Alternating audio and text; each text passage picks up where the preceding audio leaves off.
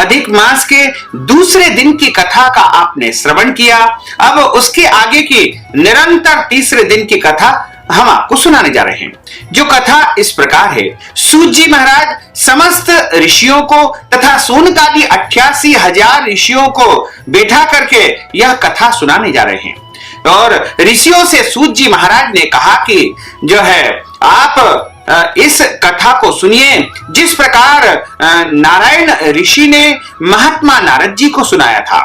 ऋषियों ने सूत जी महाराज से कहा कि हे सूत जी महाराज, भगवान नारायण ने नारद जी को जो कथा सुनाई थी, आप उसे हमें विस्तार पूर्वक सुनाइए। आपने उस कथा को हमें संक्षिप्त में सुना दिया, लेकिन हम विस्तार पूर्वक जानना चाहते हैं, आपके श्रीमुख से जानना चाहते हैं। सूत जी महाराज बोले कि हे ऋषियों, जैसे नारद जी ने जो है नारायण ऋषि से प्रश्न किया था कि पुरुषोत्तम कौन है और इसका क्या फल है, उसी प्रकार नारायण ने नारद मुनि से कहा था कि यह सब उसी तरह आपको सुनाता हूं।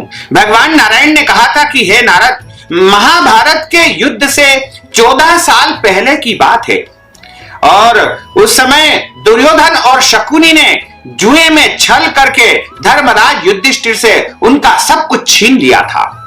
दुर्योधन के कहने पर दुशासन ने द्रौपदी का चीर हरण किया था, उनकी साड़ी का हरण किया था और उन्हें भरी सभा में जो है निर्लज्ज कर दिया था।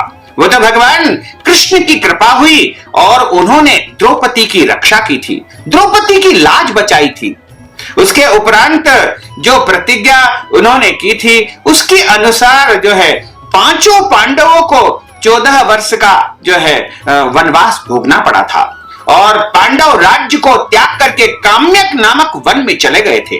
वन में पांडवों ने अनेक प्रकार के कष्ट उठाए और वहां पर जाकर के दुखी हो गए, क्योंकि उनका राजपाट सब कुछ छीन चुका था और वो वन में भटक रहे थे।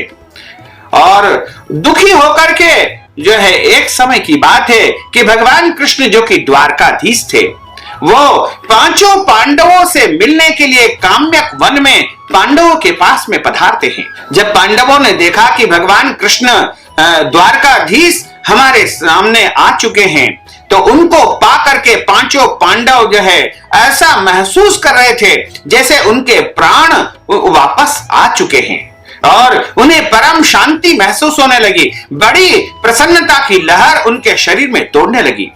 पांडव अपने आप को प्रफुल्लित और प्रसन्न चित्त महसूस करने लगे। वे भगवान से प्रेम विभ्वल होकर के मिले और भगवान के चरण कमलों में उन्होंने प्रणाम किया। भगवान